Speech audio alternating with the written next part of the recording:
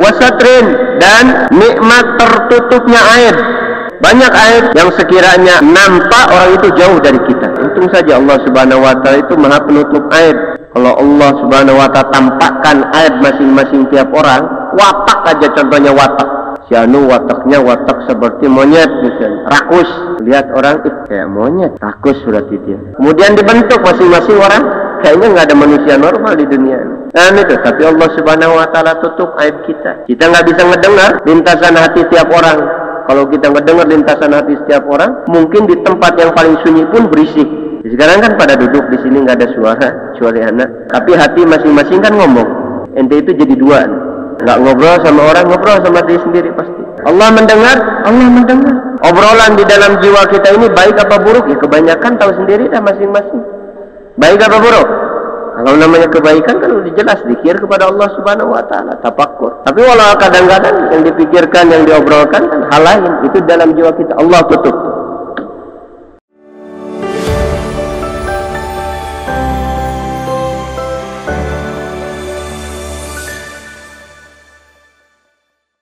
Wa rawaina fi sunan Ibnu Majah, fi sunan Ibnu Majah wa kitab Ibnu Sunni.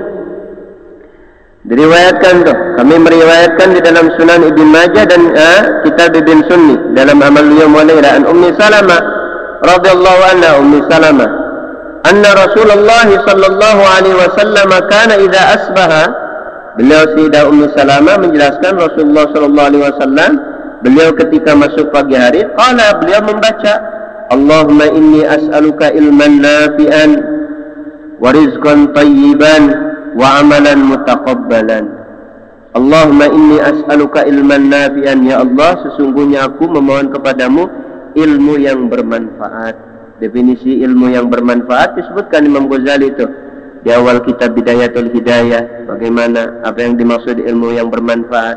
Ilmu yang menambahkan rasa takut kita kepada Allah Subhanahu wa taala, menambahkan ma'rifat kita akan kebesaran sifat-sifat Allah Subhanahu wa taala, menambahkan rasa rindu kita kepada alam akhirat dan hal yang bermanfaat kita amalkan untuk di akhirat, mengurangi rasa kecintaan kita terhadap dunia, itu menambahkan kesemangatan dan rasa tahu kita ke dalam praktek ibadah kepada Allah Subhanahu wa taala.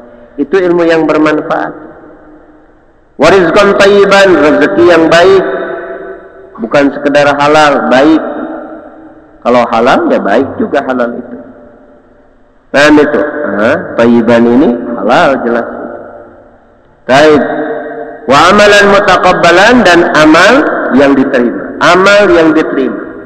Salat kita diterima, tasbih kita diterima, dengan segala kekurangan kita mohon kepada Allah agar diterima amal ibadah kita. Baik, ini doa azim yang dibaca oleh Nabi sallallahu alaihi wasallam ketika pagi hari. Allahumma inni as'aluka ilman nafi'an wa rizqan tayyiban wa amalan mutaqabbalan. Masyaallah. Wa rawaina fi kitab Ibnu Sunni an Ibnu Abbas radhiyallahu anhuma qala Rasulullah sallallahu alaihi wasallam, ini dari sini Abdullah bin Abbas radhiyallahu anhuma, beliau mengatakan Rasulullah sallallahu alaihi wasallam bersabda, man qala idza asbaha, barang siapa yang membaca ketika masuk di pagi hari, dia baca nih. Nah di Wardul Latif dibaca juga, Allahumma inni asbahtu minka fi ni'matin wa afiyatin wa satrin fa atimma ni'mataka alayya wa afiyataka wa satraka fid dunya wal akhirah. Berapa kali? 3 marrat, 3 kali itu. Allahumma inni asbatu, ya Allah, sesungguhnya aku ini masuk di pagi hari minka, darimu. Allah anugerahkan apa? Fi ni'matin, di dalam kenikmatan. Alhamdulillah, pagi hari terutama kita masih ke dalam keadaan nikmat Islam. Nah itu, dari sekian miliar manusia di dunia, dari sekian juta suku-suku yang ada di dunia, dari ribuan agama yang ada di dunia, Allah Subhanahu wa ta'ala jadikan kita satu orang yang menyembah Allah Subhanahu wa ta'ala. Nikmat ada? Nikmat. Allah Maha Kuasa, kita dilahirkan dari perut rahim orang-orang kafir, jadi kafir sampai akhir hayat kita tidak pernah mengenal Allah Subhanahu wa ta'ala. Tapi Allah Subhanahu wa taala memberikan kenikmatan kepada kita berupa keislaman, keimanan. Ini nikmat yang paling agung. Wa afiatin, dalam keadaan afiat, afiat di dalam tubuh, kesehatan, afiat di dalam harta, kecukupan. Dan itu wasatrin, dan nikmat tertutupnya aib. Nikmat tertutupnya aib. Banyak aib yang sekiranya nampak orang itu jauh dari kita. Nah itu, untung saja Allah Subhanahu wa taala itu Maha penutup aib. Kalau Allah Subhanahu wa taala tampakkan aib masing-masing tiap orang, watak aja contohnya watak. Si anu wataknya watak seperti monyet misalnya, rakus. Lihat orang itu kayak monyet. Rakus berarti dia. Nah ini dah. Yang satu wataknya itu watak seperti khinzir misalnya, atau kalab. Kemudian dibentuk masing-masing orang. Kayaknya nggak ada manusia normal di dunia ini. Nah itu, tapi Allah Subhanahu wa taala tutup aib kita. Tutup aib kita. Kita nggak bisa ngedengar lintasan hati tiap orang. Kalau kita ngedengar lintasan hati setiap orang, mungkin di tempat yang paling sunyi pun berisik. Sekarang kan pada duduk di sini nggak ada suara, kecuali anak. Tapi hati masing-masing kan ngomong. Ini ngobrol hati, masing-masing ngobrol. Ente itu jadi dua. Nah itu, nggak ngobrol sama orang, ngobrol sama diri sendiri pasti. Ini begini, ini begini. Nah itu, Allah mendengar, Allah mendengar. Nah itu, obrolan di dalam jiwa kita ini baik apa buruk? Ya kebanyakan tahu sendiri dah masing-masing. Baik apa buruk? Kalau namanya kebaikan kan udah jelas, zikir kepada Allah Subhanahu wa taala, tafakkur. Tapi walau kadang-kadang yang dipikirkan, yang diobrolkan kan hal lain, itu dalam jiwa kita. Allah tutup. Allah tutup. Alhamdulillah ya Allah, wasatrin. Fa'atimma atau fa'atmim, maka sempurnakanlah nikmataka alayya, ya Allah, sempurnakanlah nikmatmu tersebut kepadaku. Dengan kita lebih nambah, lebih sempurna, lebih sempurna. Wa afiataka, dan afiatmu, wa satroka, dan menutupnya aib, engkau menutup aibku itu sempurnakan. Di dunia wal akhirah, di dunia dan akhirat. Di dunia nggak pernah kita dikenal orang. Kalau Allah Subhanahu wa taala sudah tutup aib-aib kita, maka jangan nantang supaya aib kita ini terbuka. Jangan bangga. Kita dijadikan tokoh masyarakat segala macam. Dulunya beliau itu preman, pecandu. Kata siapa? Kata ustadznya ngomong. Loh, kok bisa? Nah itu. Kok bisa orang nggak ada yang tahu aibnya, kemudian setelah jadi orang baik, dikenal baik, kemudian apa? Kemudian dia sebarkan. Ini belum apa-apa segitu mabok. Dulu anda nih, kok bisa? Syarat taubat itu ada 3. Syarat taubat itu yang pertama menyesal. Nah itu, yang pertama menyesal nih terhadap dosa-dosa masa lalu. Dan sekarang berhenti total, syarat yang kedua. Yang ketiga, buat masa depan azam. Dia tidak ingin kembali. Jadi al-iqla,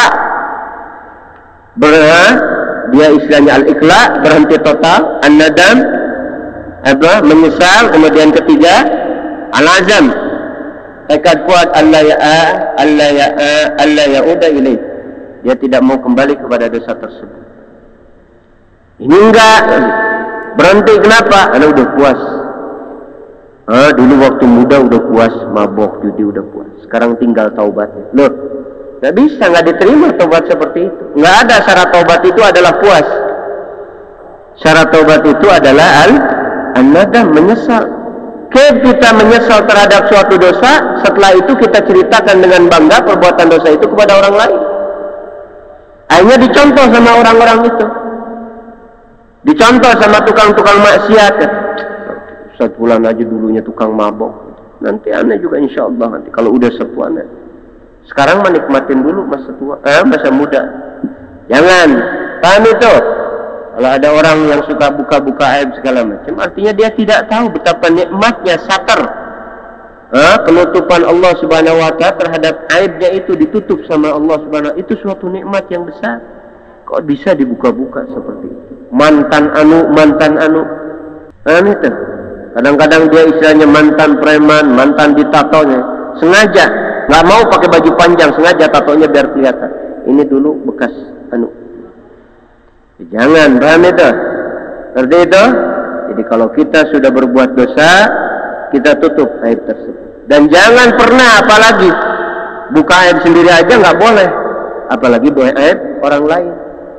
Kita melihat seseorang itu dia berbuat dosa, jangankan sudah bertaubat, bahkan dia belum bertaubat pun, dan dia tidak mujahir, tidak terang-terangan, tidak merusak, dia berdosa buat pribadinya, maka tetap bagi kita itu kewajiban kita adalah menutup aib. Nah, bagaimana caranya supaya dia berhenti? Memberikan nasihat pada dia dengan cara yang baik. Bukan terang-terangan di speaker diumumin bahwa si fulan dia begini. Aneh gak nyangka sama si fulan ditulis di status. Bismillah, ini sekedar unek-unek di dalam hati. Sebenarnya masalah ini sudah lama saya ketahui. Tapi ini ada waktu setelah pikir panjang karena ini maslahatnya lebih besar.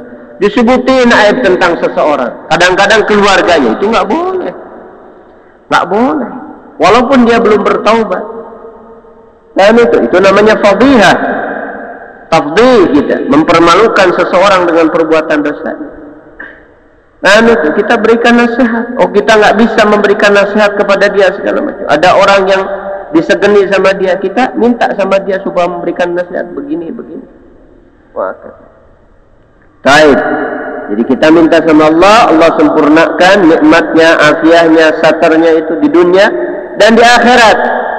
Kenapa di akhirat? Sebab di akhirat itu ketika kita di mahsyar, manusia dari zaman Nabi Allah Adam sampai hari kiamat, mereka dalam keadaan telanjang, tanpa alas kaki, matahari dekat dari kepala mereka.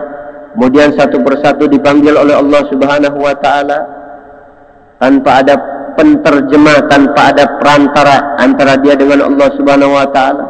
Kemudian Allah Subhanahu wa Ta'ala, wahai hambaku, ingatlah hari anu, ente berbuat anu, ingatlah hari anu, ente berbuat. Terus dipreteli sama Allah Subhanahu wa Ta'ala. Nah, itu hamba yang dikehendaki kebaikan, kata Allah Subhanahu wa Ta'ala, wa qad satartuka fid dunya, aku telah tutup hal-hal tersebut tidak diketahui sama makhluk waktu di dunia. Wal'an, sekarang aku berikan ampunan kepadamu. Itu nikmatnya tuh segitu di akhirat. Tapi yang dikehendaki justru dia buruk karena dia parah, maka langsung semua makhluk itu bisa mendengar bahwa si fulan dia berbuat anu, si fulan berbuat anu. Di akhirat itu dipermalukan depan makhluk semua. Allah. Jadi itu yang dimaksud. Kita tertutup aib walaupun sudah di akhirat. Apalagi orang-orang yang sudah meninggal, kalah. Orang-orang yang sudah meninggal, buat apa diceritakan keburukannya? Nggak ada yang tahu keburukan tersebut diceritakan. Paham itu? Makanya ketika kita belajar namanya memandikan jenazah, maka disunnahkan orang yang memandikan tersebut adalah orang amin, orang yang terpercaya, orang yang amanat. Kalau melihat kebaikan ketika memandikan, mengkafani, ceritakan sama orang. Tadi Masya Allah ketika dimandiin itu badannya kotorannya sedikit, badannya ringan ketika diangkat, nggak ada yang kaku, lunak banget, enak dimandiinnya. Baru kali ini anak mandiin mayit kayak gini. Walaupun nanti sering misalnya mayit kayak gitu, tapi ceritakan kebaikan. Tapi kalau ada keburukan, keluar misalnya belatung dari hidungnya, mungkin dia pernah makan makanan kotor, kan kita nggak tahu. Bau dia, berat badannya, mungkin waktu di dunia aja badannya 1 kilo lebih, masa jadi ringan gitu. Maka tutup, jangan pernah kita bicarakan. Dan ketika kita bicarakan, itu termasuk ghibah terhadap mayit. Mau minta maafnya gimana? Udah meninggal. Jadi enggak ngerti azab tukang ngutang nggak pernah bayar. Ketika dimandikan keluar belatung, diceritain sama orang.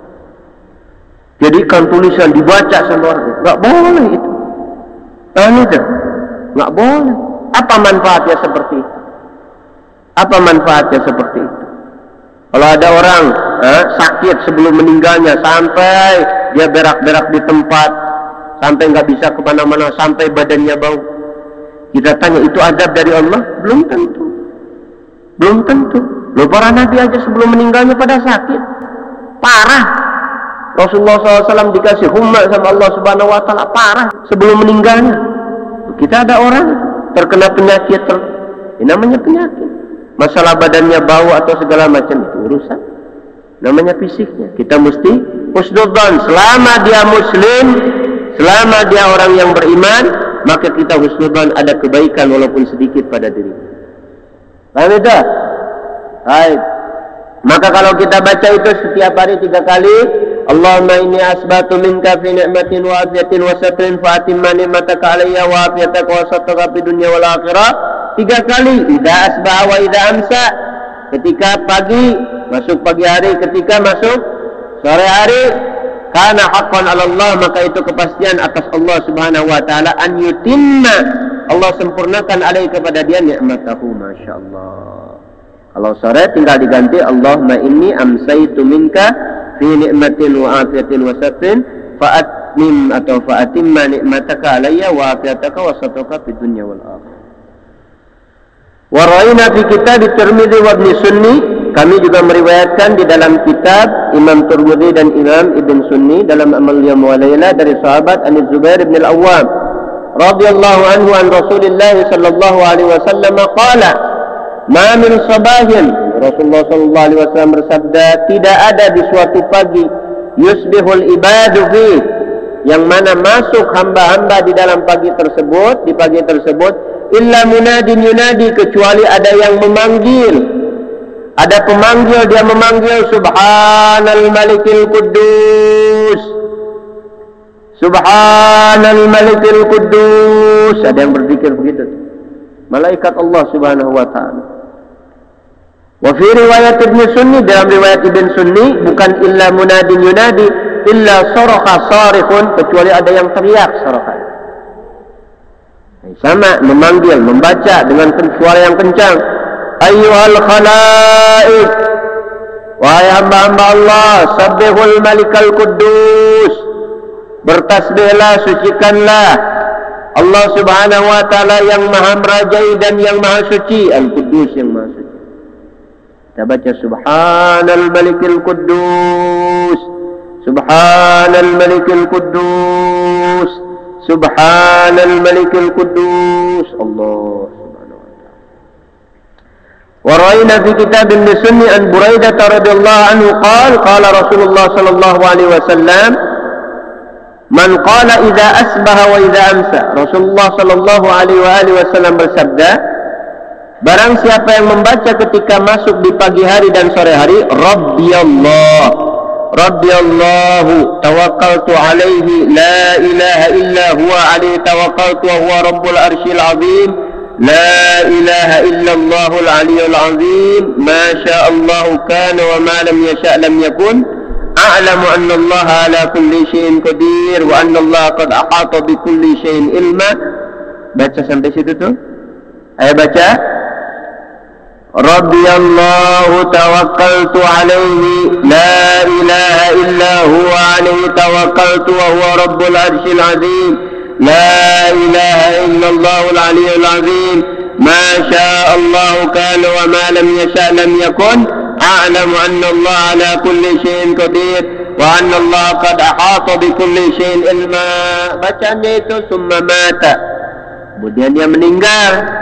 Paginya sudah baca, siangnya dia meninggal atau pagi harinya, sorenya dia baca, malamnya dia meninggal, atau setelah bacanya itu dakhalal jannata, jamin dia pasti masuk surga tuh. Dia masuk surga, maka dia akan masuk surga. Masya Allah. Dua azim, jangan sampai kita terlewati. Sebagaimana para pedagang mencari keuntungan dalam setiap bisnis besar kecil, ayo diraup semuanya. Kita, perdagangan kita, perniagaan kita adalah memperbanyak pahala di sisi Allah Subhanahu wa taala. Jangan sampai ada yang terlewati. Ada ini fadilahnya, baca. Ini ada fadilahnya, baca. Ini ada fadilahnya, baca terus semuanya.